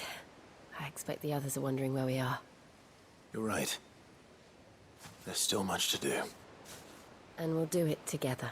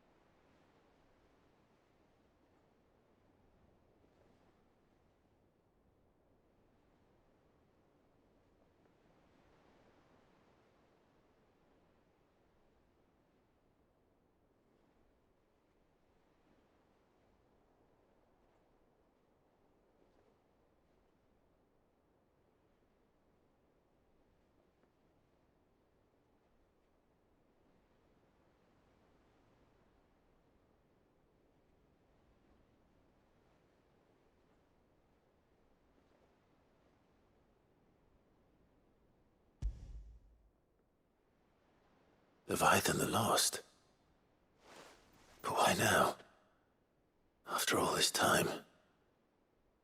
Why, what now? Oh, I'm not sure you'd believe me if I told you. After all we've been through. I doubt there's anything that could surprise me at this point. All right then. Rouse Joshua and meet me in the mess. We'll talk there.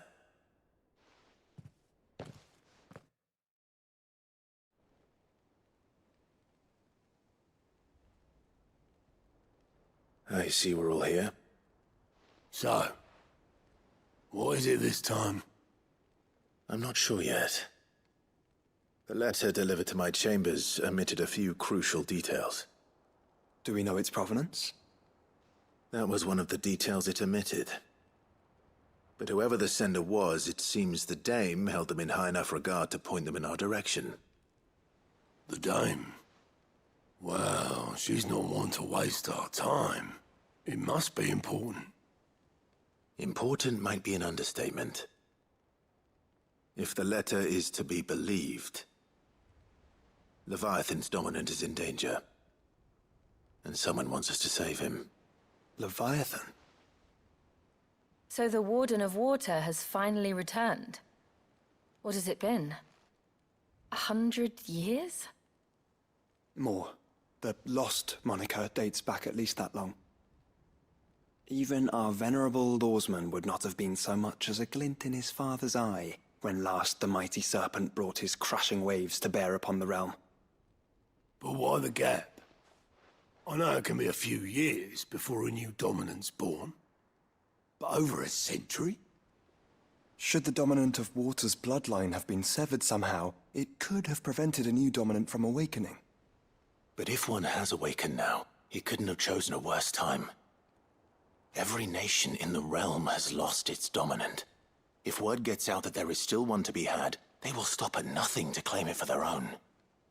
And the twins will be at war again, just when humanity most needs to come together. Did the letter say anything else? Only that if I wish to know more, we must meet in person. And that the Veil can arrange a meeting. If nothing else, you can be certain it ain't a trap. Famous last words. I'm coming with you. As am I. Thank you. Both of you. And Otto? Yeah. I'll keep an eye on things here. Didn't fancy coming anyway. Thank you. I shall leave the Invincible in your capable hands.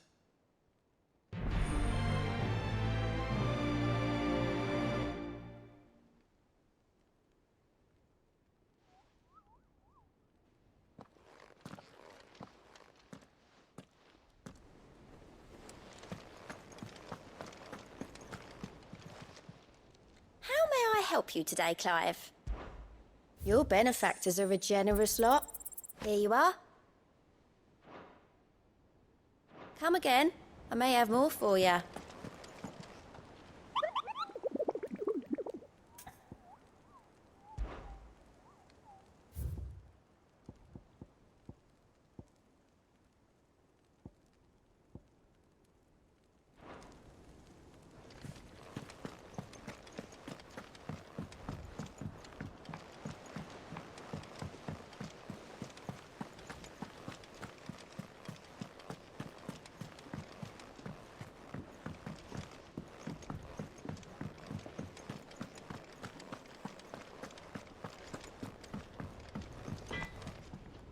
Trouble with your gear, or...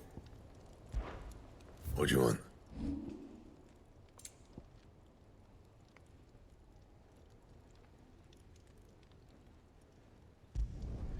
Yeah, that should do you.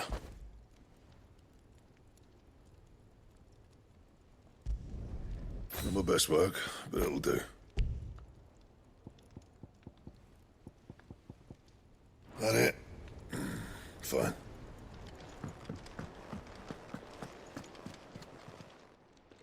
Aye, it's a dangerous world out there. Let's stock up while you... Is something the matter, Karen? You seem... perturbed. Do I now?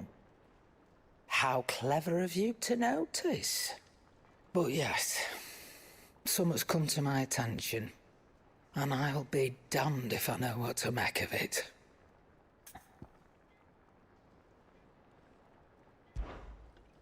Go on. It's probably quicker if I just show you. Here. Some sort of crystal. Though, I don't remember seeing one that colour before. Aye, well, that makes two of us. In all my long years of trading, both over and under the counter, I've never seen anything quite like it. They're calling them dusk crystals, on account of colour. I see. And they can be used to cast magics. That they can. Just like their brighter, shinier cousins. Difference is, they don't last as long. After a couple of goes lighting your pipe, they crumble away to nothing. That's how I heard about them. From crystal traders moaning that someone's been flooding the market with dodgy goods. And after asking the right people the right questions, and paying the right price, of course, I managed to get my hands on a sample. I see why you're perturbed.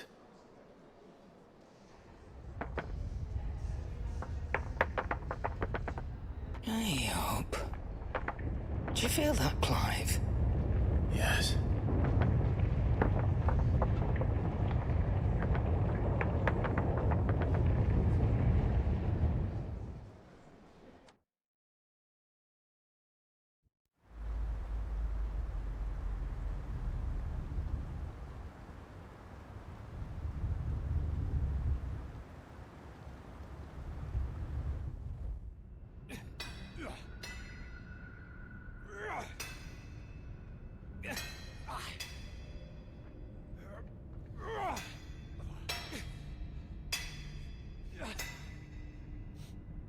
All right, lads, that'll do for today. I said that'll do for today. Yes, Chief. Yes, Chief. Let's get this lot back to town, fill our purses and then our bellies.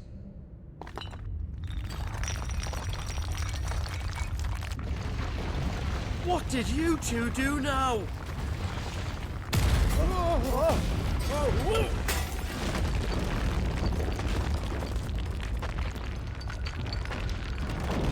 Please tell us you bought another lantern. Stay calm, both of you.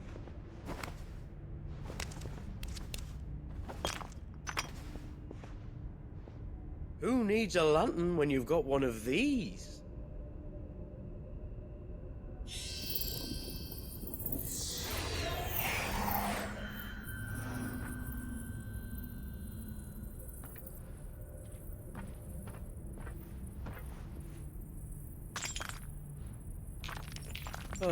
All that work for a single spark.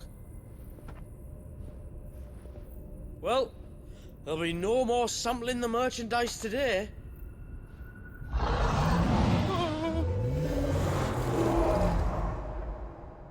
That sounded close, Chief. Really close. Really, really close. Now, lads, what am I always telling you? Good things come to those who run! Wait for us, Chief!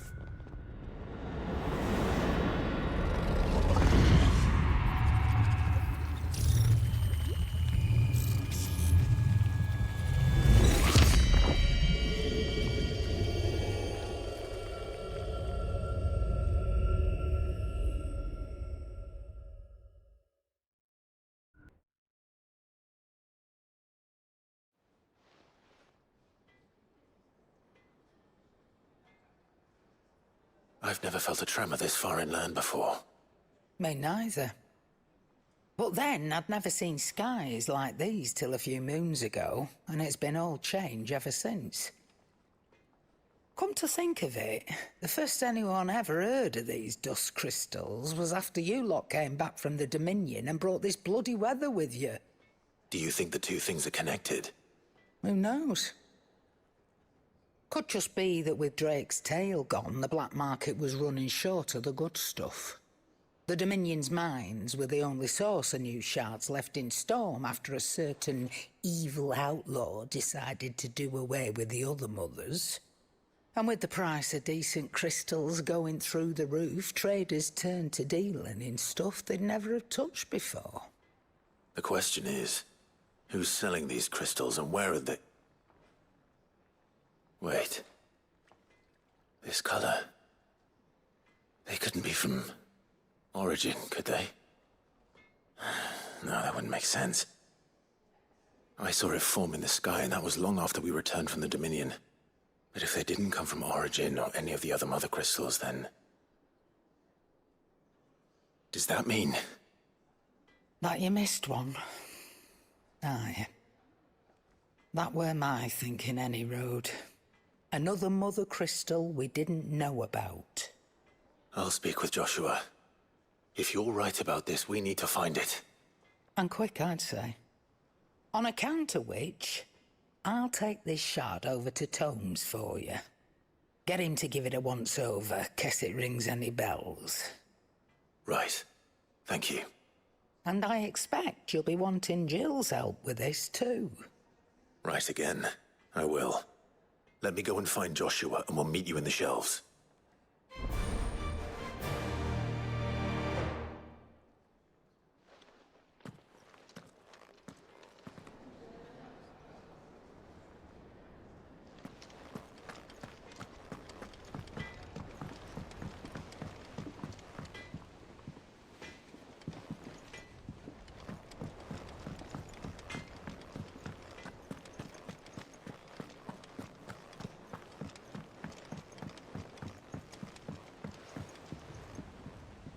Joshua, we need to talk. Karen's caught wind of something that I don't think we can afford to ignore.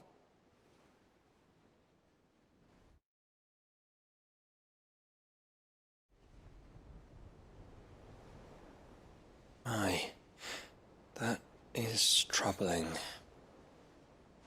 Not least because the Undying made no mention of these dusk crystals in any of their recent reports. So they weren't aware of them either? Perhaps. Or perhaps they merely deemed them unworthy of my attention. Wrongly, I might add, for I am inclined to share Lady Karen's misgivings. Then we'd better take her advice and consult Hippocrates forthwith. To the shelves, then. With our combined insight, I'm sure we'll discern something of use, be it no more than a place to start. Let's hope so.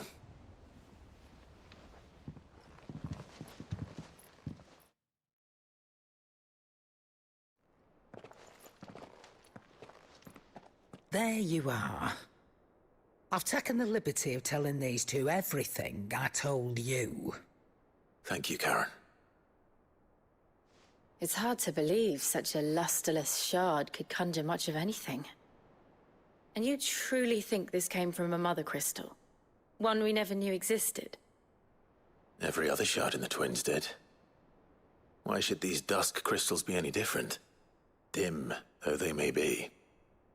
We know they first appeared on the black market shortly after Ultima Car's primogenesis, darkening the skies. So might the two be connected? Could the spell have created a new mother crystal, perhaps?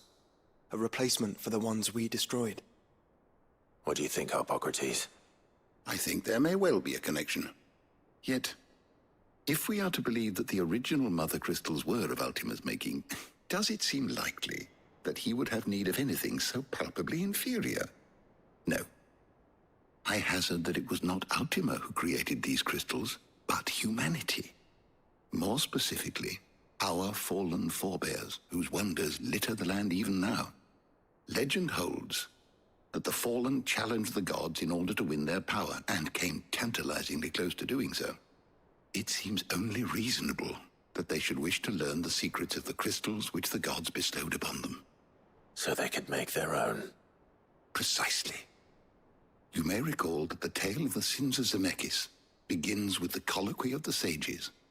A council wherein humanity sought to uncover the last secrets of the gods before waging their war to learn what little remained. It is perfectly possible that an understanding of how to craft crystals was among their many achievements. Among their many achievements, prior to their fall. Indeed. The same enlightened souls forged great and terrible weapons called the iconoclasts, from which icons derived their name, and turned them against each other in the Magitech War. A pointless conflict which served only to make its victors more confident of their right to supplant the gods on high. And when at last they ventured to do so, the resultant imbalance in the ether is said to have been so great that the skies themselves turned black and began to boil. The first recorded Arche sky, I suspect. Which brings us back to the matter at hand. It is my belief that these shards are the product of a long-slumbering Magitech mother crystal, stirred to life by a similar etheric upheaval to the one which accompanied its creator's fall. There's only one way to know for sure. We track down whoever's selling them and find their source. Karen, where did you buy this one? Down in Port Isolde when I was scratching around for supplies.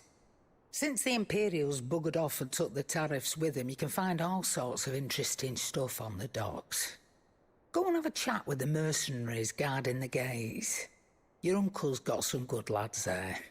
You know when to keep a watchful eye and when to turn a blind one. Oh, and take the crystal with you. Might be your key to the underworld. Thank you. I will. Shall we then, brother? I'm coming too. If there is another mother crystal out there and it's anything like the others, you'll need all the help you can get. I was hoping you'd say that. One more time then. Together.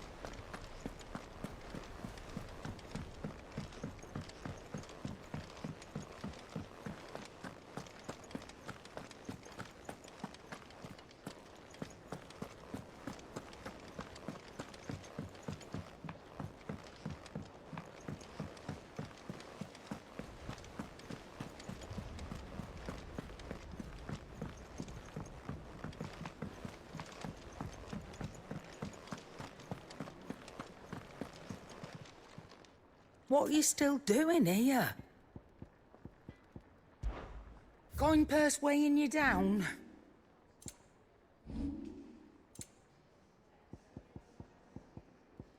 Come again. Or don't. I'm not much...